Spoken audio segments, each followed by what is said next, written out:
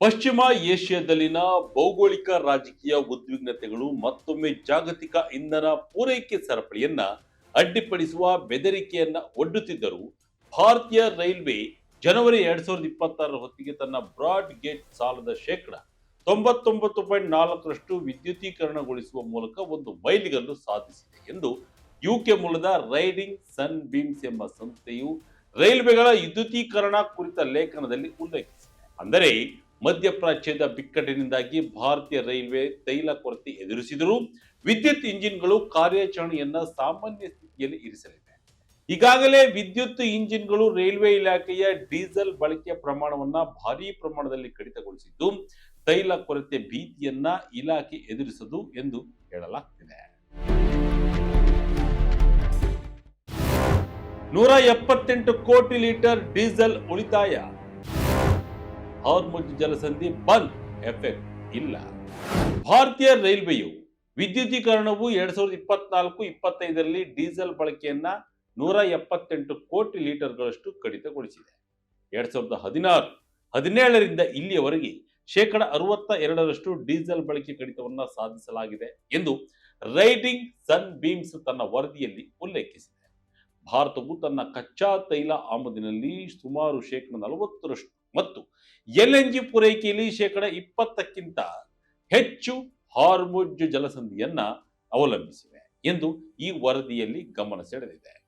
ಆದಾಗ್ಯೂ ಭಾರತದ broad gauge ವಿದ್ಯುದೀಕರಣವು ಮಧ್ಯಪ್ರಾಚ್ಯ ಸಂಘರ್ಷದಿಂದ ಉದ್ಭವಿಸುವ ತೈಲ ಕೊರತೆಯ ಬಿಕ್ಕಟ್ಟನ್ನ ಕನಿಷ್ಠ ಮಟ್ಟಕ್ಕೆ ಇಳಿಸಿದೆ. ಭಾರತದಲ್ಲಿ ಈಗಲೂ ಡೀಸೆಲ್ ಚಾಲಿತ ರೈಲು ಇಂಜಿನ್ಗಳು ಕಾರ್ಯಾಚರಿಸುತ್ತಿವೆಯಾದರೂ ಬಹುತೇಕ ಮಾರ್ಗಗಳಲ್ಲಿ ವಿದ್ಯುತ್ ಇಂಜಿನ್ಗಳು ಓಡುವುದರಿಂದ ಕಾರ್ಯಾಚರಣೆ ಮೇಲೆ ಯಾವುದೇ ಪರಿಣಾಮ ಬೀರದು ಎಂದು ನಿರೀಕ್ಷಿಸಲಾಗಿದೆ.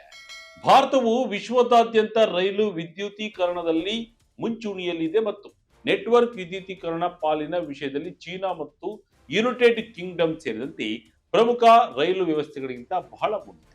ಬಹಳ ಕಡಿಮೆ ದೇಶಗಳು ಸಂಪೂರ್ಣ ವಿದ್ಯುದೀಕರಣ ರೈಲ್ವೆಗಳನ್ನು ಸಾಧಿಸಿವೆ ಮತ್ತು ಭಾರತೀಯ ರೈಲ್ವೆಯ ಜಾಲವು ಸ್ವಿಟ್ಜರ್ಲೆಂಡ್ನಲ್ಲಿರುವ ರೈಲ್ವೆ ಜಾಲಕ್ಕಿಂತ 13 ಪಟ್ಟು ದೊಡ್ಡದಾಗಿದೆ. ಸ್ವಿಟ್ಜರ್ಲೆಂಡ್ ರೈಲ್ವೆ ಜಾಲವು ವಿಶ್ವದಲ್ಲೇ 2ನೇ ಅತಿ ದೊಡ್ಡ ರೈಲ್ವೆ ಜಾಲವಾಗಿದೆ. ಕಳೆದ 4 ವರ್ಷಗಳಿಂದ ಭಾರತೀಯ ರೈಲ್ವೆಯ ವಿದ್ಯುತ್ ಮಾರ್ಗಗಳ ನಿರ್ಮಾಣ ಪ್ರಗತಿಯನ್ನ ಮೇಲ್ವಿಚಾರಣೆ ಮಾಡುತ್ತಿರುವ ರೈಡಿಂಗ್ ಸನ್ ಬೀಮ್ಸ್ ಭಾರತವು ತನ್ನ ಕಚ್ಚಾ ತೈಲದ ಅವಶ್ಯಕತೆಗಳಲ್ಲಿ ಶೇಕಡ 85ಕ್ಕಿಂತ ಹೆಚ್ಚು ಆಮದು ಮಾಡಿಕೊಳ್ಳುತ್ತಿರುವಾಗ ಮತ್ತು ಹಾರ್ಮುಜ್ ಜಲಸಂಧಿ ಮುಚ್ಚಲ್ಪಟ್ಟಿರುವುದರಿಂದ ಜಾಗತಿಕ ಪೂರೈಕೆ ಸರಪಳಿಗೆ ಧಕ್ಕೆ ಆಗಿರುವಾಗ ಭಾರತೀಯ ರೈಲ್ವೆಯ ಮಾರ್ಗ ವಿದ್ಯುದೀಕರಣ ಸಾಧನೆಯು ರಾಷ್ಟ್ರೀಯ ಇಂಧನ ಸ್ಥಿತಿಸ್ಥಾಪಕತ್ವವನ್ನ ಗಮನಾರ್ಹವಾಗಿ ಬಲಪಡಿಸುತ್ತದೆ ಎಂದು ಗಮನಿಸಿದೆ.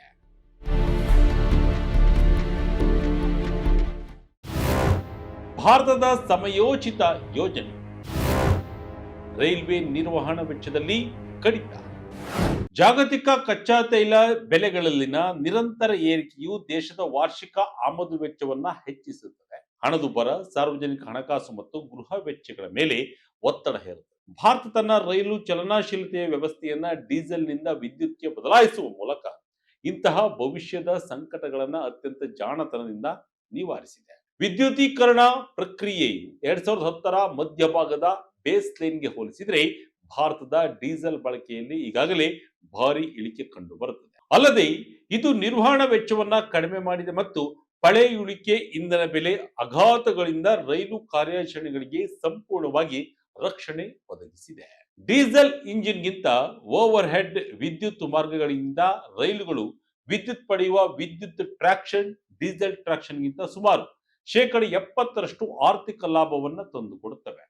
ಡೀಸೆಲ್ನಿಂದ ವಿದ್ಯುತ್ಗೆ ಬದಲಾವಣೆಯು ವಿಶ್ವದ ಅತ್ಯಂತ ಕೈಗೆಟಕುವ ಪ್ರಯಾಣಿಕರ ದರ ವ್ಯವಸ್ಥೆಯನ್ನ ಹೊಂದಿರುವ ಭಾರತೀಯ ರೈಲ್ವೆಯ ಸಾರ್ವಜನಿಕ ಖಜಾನೆಗೆ ದೀರ್ಘಾವಧಿಯ ಉಳಿತಾಯವನ್ನ ನೀಡುತ್ತದೆ ಎಂದು ರೈಡಿಂಗ್ ಸನ್ ಬೀಮ್ಸ್ ಭರವಸೆ ವ್ಯಕ್ತಪಡಿಸಿದೆ. ಪ್ರತಿದಿನ 26 ಮಿಲಿಯನ್ಗಿಂತಲೂ ಹೆಚ್ಚು ಪ್ರಯಾಣಿಕರನ್ನ ಹೊತ್ತೊಯ್ಯುವ ಭಾರತೀಯ ರೈಲ್ವೆ ಎಲ್ಲರನ್ನು ಒಳಗೊಂಡ ಚಲನಶೀಲತೆ ಮತ್ತು ಆರ್ಥಿಕ ಉತ್ಪಾದಕತೆಯ ಪ್ರಮುಖ ಸಾಧನವಾಗಿದೆ. ಮಾರ್ಚ್ 2023ರಲ್ಲಿ ರೈಲ್ವೆ ಇಲಾಖೆಯು 2030ರ ವೇಳೆಗೆ ನಿವ್ವಳ ಶೂನ್ಯ ಇಂಗಾಲ ಹೊರಸೂಸುವ ಗುರಿಯನ್ನ ಸಾಧಿಸುವ ವಾಗ್ದಾನ ಮಾಡಿತು. ಈಗ ಮಧ್ಯಪ್ರಾಚ್ಯ ಬಿಕ್ಕಟ್ಟಿನ ಸಮಯದಲ್ಲಿ ವಿದ್ಯುತ್ ಇಂಜಿನ್ಗಳು ನಿಜವಾಗಿಯೂ ಕಾರ್ಯಾಚರಣೆ ಮೇಲಿನ ಪರಿಣಾಮಗಳ ಚಿಂತೆಯನ್ನ ದೂರ ತಳ್ಳಿದೆ.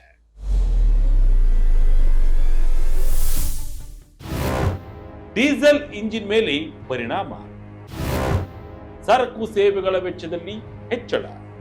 ಆದಾಗ್ಯೂ ಮಧ್ಯಪ್ರಾಚ್ಯದಲ್ಲಿ ಉಂಟಾಗಿರುವ ಬಿಕ್ಕಟ್ಟು ಭಾರತೀಯ ರೈಲ್ವೆ ವಲಯಕ್ಕೆ ಕೆಲವು ನೇರ ಮತ್ತು ಪರೋಕ್ಷ ಪರಿಣಾಮಗಳನ್ನ ಬೀರಬಹುದು.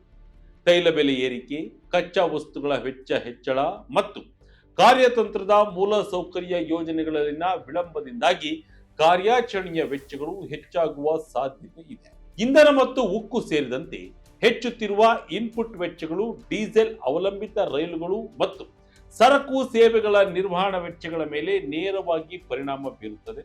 ಹೆಚ್ಚುವರಿಯಾಗಿ ಪಶ್ಚಿಮ ಏಷ್ಯಾದ ಬಿಕ್ಕಟ್ಟು ಉಕ್ಕಿನ ಬೆಲೆಗಳನ್ನು ಹೆಚ್ಚಿಸುತ್ತಿದೆ.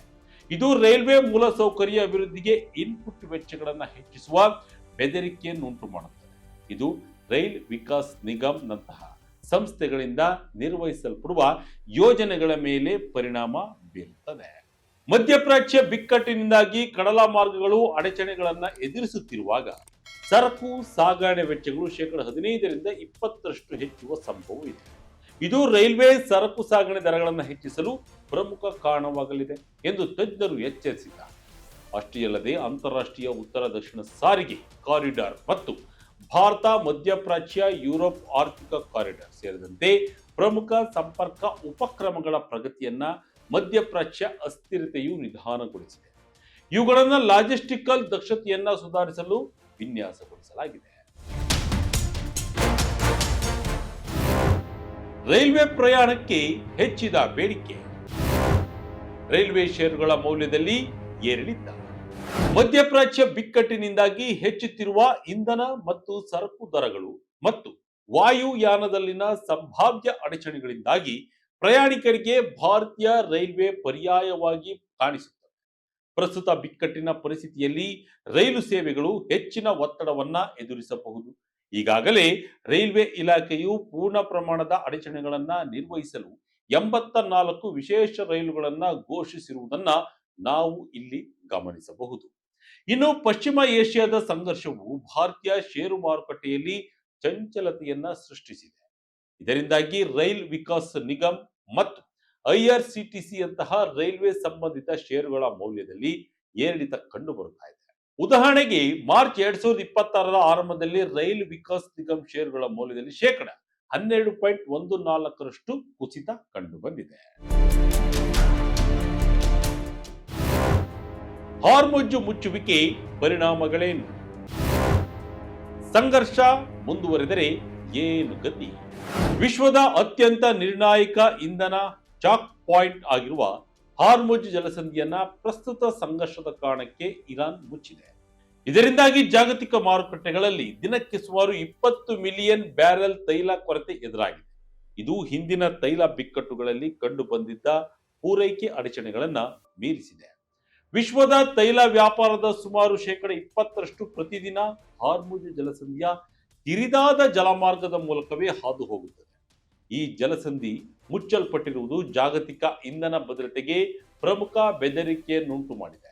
1979ರ ಇರಾನ್ ಕ್ರಾಂತಿ, 1973ರ ಅರಬ್ ತೈಲ ನಿರ್ಬಂಧ, ಇರಾನ್ ಇರಾಕ್ ಯುದ್ಧ, 1990ರ ಕೊಲ್ಲಿ ಬಿಕ್ಕಟ್ಟು ಮತ್ತು ರಷ್ಯಾ ಉಕ್ರೇನ್ ಯುದ್ಧದ ನಂತರದ ಅಡಚಣೆಗಳು ಜಾಗತಿಕ ಕಚ್ಚಾ ತೈಲ ಪೂರೈಕೆಯ ಸರಪಳಿ ಮೇಲೆ ಬಹಳ ಕಡಿಮೆ ಪ್ರಭಾವ ಬೀರಿತು. ಆದರೆ ಹಾರ್ಮುಜ್ ಜಲಸಂಧಿಯಿಂದ ತೈಲ ಸಾಗಾಣಿಕೆ ಇನ್ನು ಕೆಲವು ದಿನಗಳ ಕಾಲ ಅಡ್ಡಿಪಡಿಸಿದರೆ ಇಂದಿನ ಎಲ್ಲಾ ತೈಲ ಪೂರೈಕೆ ಬಿಕ್ಕಟ್ಟುಗಳಿಗಿಂತ ಹೆಚ್ಚು ಆಘಾತವನ್ನು ಜಗತ್ತು ಅನುಭವಿಸಬಹುದು ಎಂದು ತಜ್ಞರು ಎಚ್ಚರಿಸಿದ್ದಾರೆ. ಹಾರ್ಮುಜ್ ಜಲಸಂಧಿ ಮುಚ್ಚುವಿಕೆ ಜಾಗತಿಕ ಮಾರುಕಟ್ಟೆಗಳು ಮತ್ತು ಇಂಧನ ಬೆಲೆಗಳ ಮೇಲೆ ತೀವ್ರ ಪರಿಣಾಮಗಳನ್ನ ಬೀರುತ್ತಿದೆ.